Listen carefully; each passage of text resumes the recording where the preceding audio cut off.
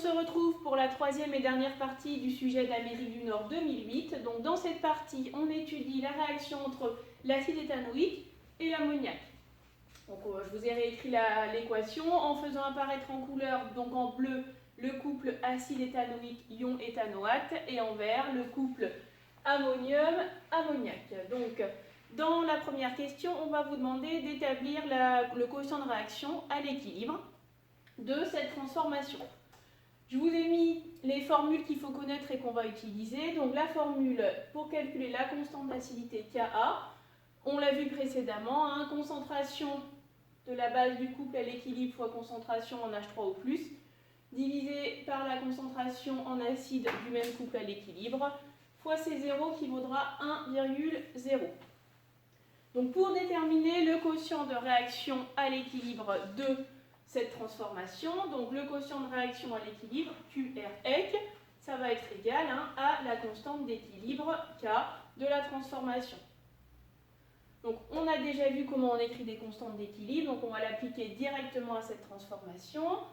Donc ça va être la concentration des réactifs sur la concentration des produits, donc concentration en ion éthanoate, CH3CO2- sur C0 à la puissance 1, puisque le nom stoichiométrique ici c'est 1, ça sera le cas partout, fois la concentration en ion ammonium sur C0. On n'oublie pas que ce sont les concentrations à l'équilibre,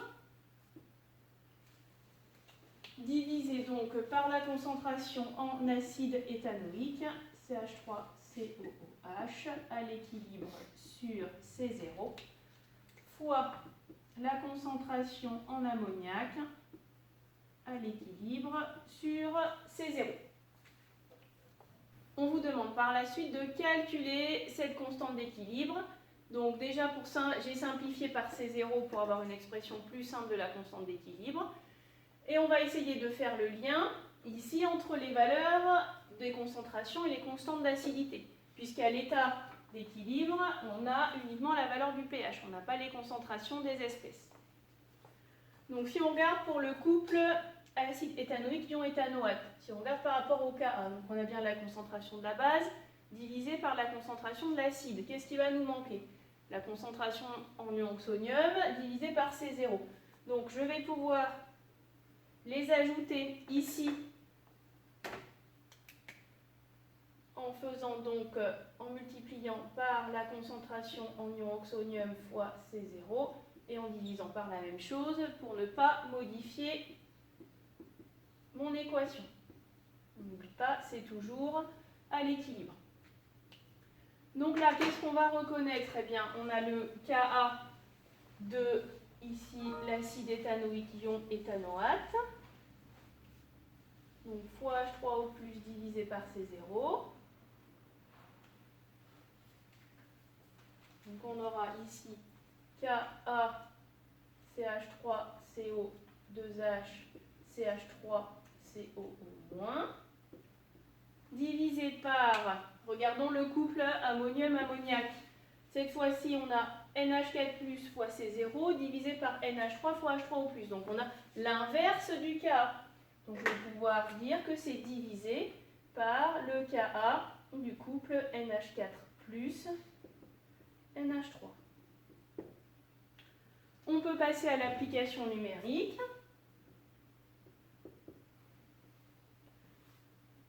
Donc, ma constante d'équilibre,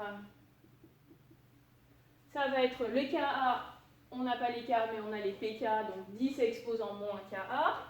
Donc 10 exposant moins le Ka de l'acide éthanoïque 4,8 divisé par 10 exposant le Ka de l'ammonium ammoniac 9,2. Vous prenez votre calculatrice pour trouver le résultat de cette constante d'équilibre. Ici, elle vaut 2,5 fois 10 puissance 4. Je vous rappelle une constante d'équilibre, c'est sans unité. Donc voilà la réponse complète à la question 3.1.1.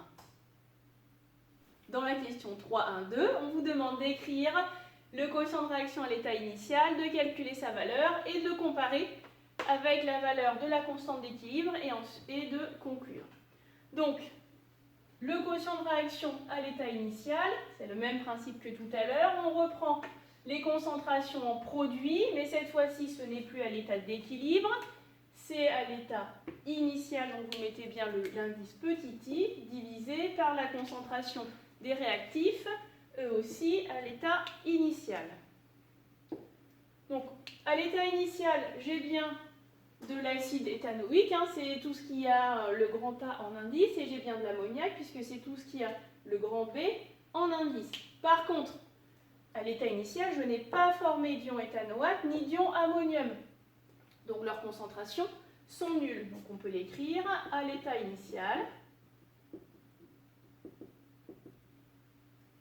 Concentration en ion éthanoate est égale à la concentration en ion ammonium et c'est égal à 0 mol par litre, puisque la réaction n'a pas commencé, donc les produits ne sont pas présents.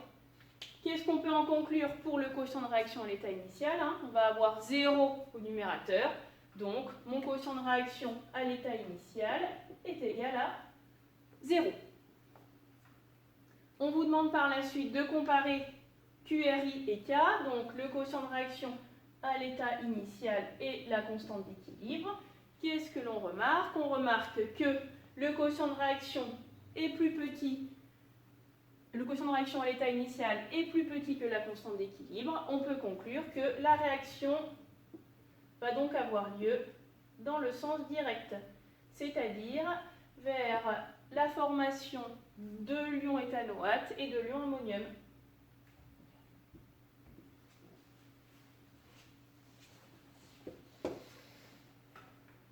Faisons maintenant les questions 3.2 donc du sujet où l'on vous demande de tracer le diagramme de prédominance du couple ammonium-ammoniac en fonction du pH. Donc je vous rappelle que le diagramme de prédominance, c'est un axe de pH. Le pH varie entre 0 et 14. Sur cet axe, il vous faut placer le pKa du couple étudié. Donc ici, le pKa du couple ammonium-ammoniac. Donc à 9,2, j'ai le pKa du couple NH4 plus NH3. Vous devez savoir que lorsque, en solution aqueuse, on a un pH plus petit que le pKa, c'est l'espèce acide du couple qui prédomine. Donc, dans toute cette partie de pH, donc entre 0 et 9,2, on va avoir prédominance de la forme acide, donc NH4+, l'ion ammonium prédomine. Alors que pour un pH supérieur à 9,2, ça va être la forme basique du couple qui prédomine, c'est-à-dire l'ammoniac. Donc NH3 prédomine. Que se passe-t-il pour un pH de 9,2? Eh bien, on a égalité des concentrations de l'espèce acide et de l'espèce basique du couple étudié. Et donc, justement, à la question 3.2.2, on vous demande d'établir la relation entre les concentrations en ion ammonium et en ammoniac dans le mélange final. Donc, à l'état d'équilibre, on a le pH qui vaut 9,2.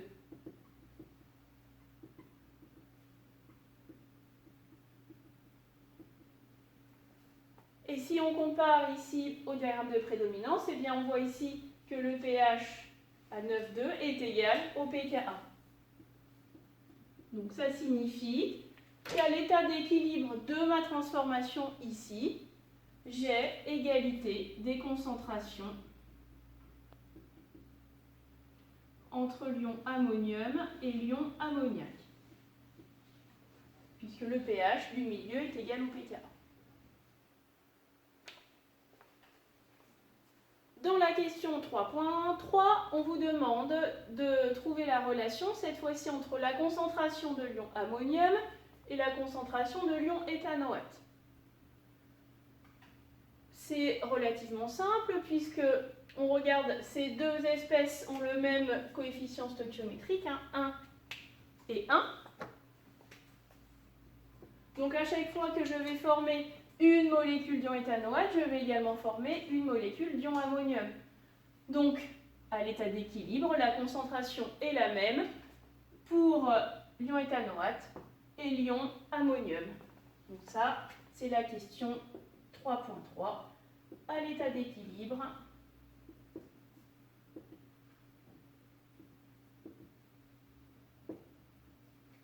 la concentration en ion ammonium NH4+, est égale à la concentration en ion éthanoate CH3CO2-, puisque leurs coefficients stoichiométriques sont égaux. Donc on se retrouve pour la dernière partie de cet exercice pour les questions 3.4 où on va vous demander de déterminer les quantités de matière de chaque espèce présente à l'état final, d'où le petit tableau d'avancement avec juste la ligne à l'état final, et ensuite de déterminer si la réaction est totale ou non. On nous donne la valeur de la concentration en ion ammonium trouvée grâce à une mesure de conducti. Donc la concentration en ion ammonium, c'est 7,1 fois 10 exposant moins 2 mol par litre. On a vu des questions précédentes que c'est aussi la concentration à l'équilibre de l'ion ammoniac et de l'ion éthanoate CH3CO2-.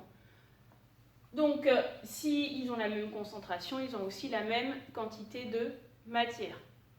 Je vous rappelle la relation entre quantité de matière, concentration et volume, N égale C fois V. Attention, ici, on avait mélangé deux solutions de volume différents, donc VA pour ce qui est l'acide éthanoïque, VB pour l'ammoniac, et donc le volume, ce sera le volume total, V tot, donc avec le volume total ici qui vaut VA plus VB. Et donc les quantités de matière à l'état final, c'est aussi X sec. Donc on peut écrire que l'avancement à l'état final, c'est égal à la quantité de matière d'ammoniac. C'est aussi égal à la quantité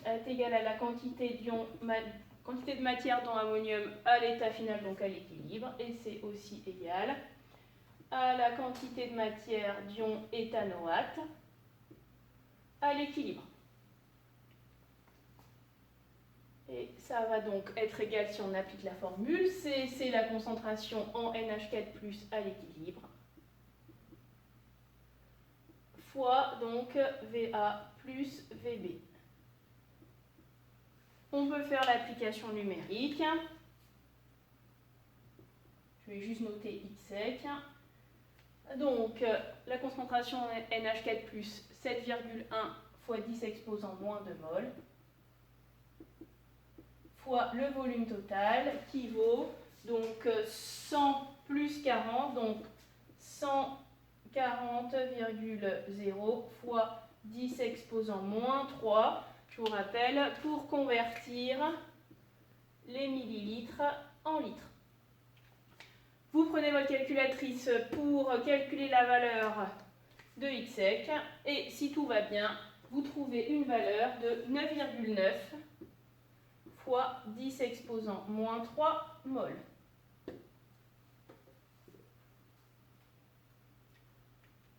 Pour la dernière question, il nous reste encore à calculer la quantité de matière d'acide. Donc, qu'est-ce qui me reste à l'équilibre? Ce que j'avais au départ, moins ce qui a été consommé. Je n'ai pas la quantité de matière d'acide au départ, je ne l'ai pas encore calculée, donc je vais le faire ici.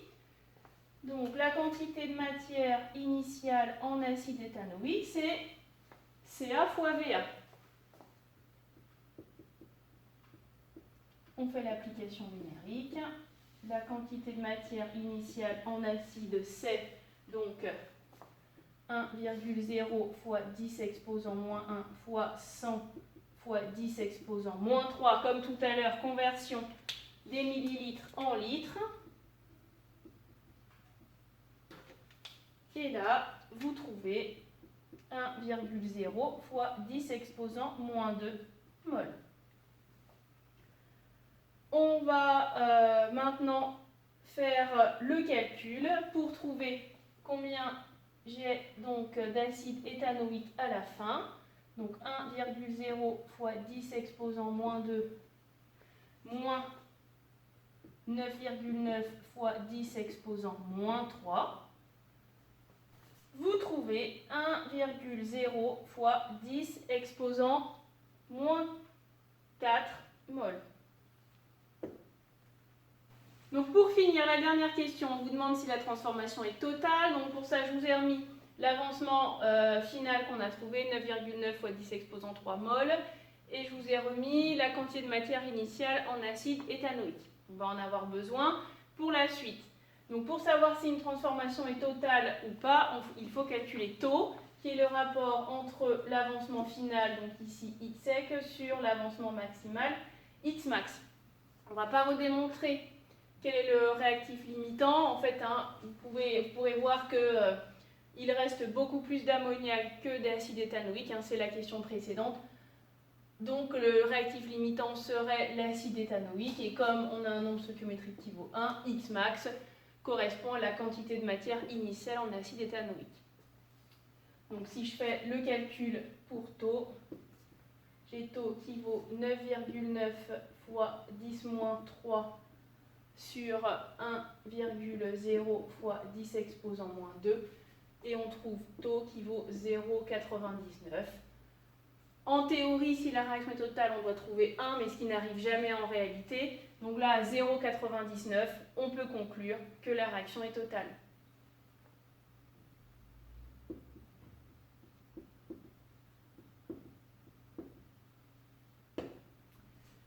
Merci à tous ceux qui ont eu la patience de regarder tout ce corrigé, et à bientôt.